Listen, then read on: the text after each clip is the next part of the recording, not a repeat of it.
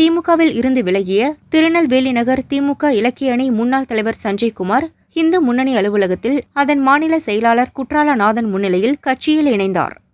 திராவிட பாரம்பரியத்திலேருந்து இன்றைக்கி இந்து முன்னணிக்கு வராருன்னா அண்ணன் சொன்ன மாதிரி திருப்பரங்குன்றம் என் மனசு ரொம்ப பாதிச்சு. அது ஒரு ஜலபட்சமாக அரசாங்கம் முடிவு எடுத்திருக்காங்க. முடிவு எடுத்து அதில் ஒரு அரை மணி நேரத்தில் அனுமதி கொடுத்த அரை மணி நேரத்தில் 20,000க்கு மேலே ஆட்கள் கூடி அந்த போராட்டத்தை இது பண்ணுங்க. இது இன்றைக்கின்னு இல்லை, 1927 திருப்பரங்குன்றம் மேட்டர் நடந்துகிட்டு இருக்கு.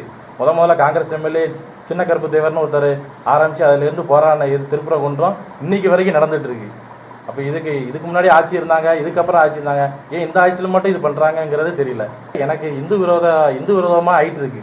அதனால் நான் இதில் விலகி திமுக இந்து விரோத கட்சியாக மாறிட்டு இருக்கு.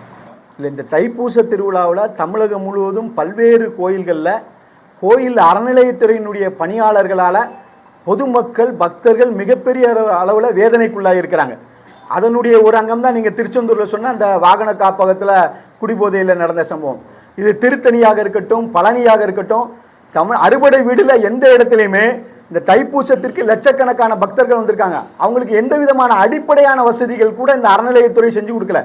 லட்சக்கணக்கான பக்தர்கள் பாத யாத்திரை போகிறாங்க. அவங்களுக்கு குடிக்கிறதுக்கு தண்ணியோ அல்லது அவங்களுக்கு பாத யாத்திரை போகிறவங்களுக்கு ஒரு சில நிமிடங்கள் இளைப்பாறுவதற்கான வசதியோ எந்த விதமான அடிப்படை வசதி எதையுமே செய்து கொடுக்கல. பக்தர்களாக அங்கங்கே அன்னதானம் கொடுத்தாங்க. ஒரு கிளாஸ் தண்ணி கூட அறநிலையத்துறை கொடுக்கல. அன்னதானம் கொடுத்ததையும் கூட இந்த தமிழக அரசாங்கம் என்ன சொன்னிச்சு, எங்களை கேட்காம எங்கிட்ட அனுமதி வாங்காமல் உணவுத்துறையிட்ட அனுமதி வாங்காமல் அன்னதானம் கொடுக்கக்கூடாது, அப்படி கொடுத்தா நாங்கள் அபராதம் போடுவோங்கிறலாம் எவ்வளோ பெரிய அடக்குமுறையான கொடுங்கோல் அரசாங்கம். இவங்களும் அறநிலையத்துறையும் அன்னதானம் கொடுக்காது, அன்னதானம் கொடுக்குறவனையும் கொடுக்க விட மாட்டேங்கிறதுலாம் மிகப்பெரிய ஒரு இந்து விரோத செயல், இந்துக்களை ஒடுக்கக்கூடிய செயல். அதனுடைய வெளிப்பாடு தான் இது போன்ற செயல்கள் எல்லாம் இன்றைக்கு நடைபெற்று கொண்டிருக்கிறது.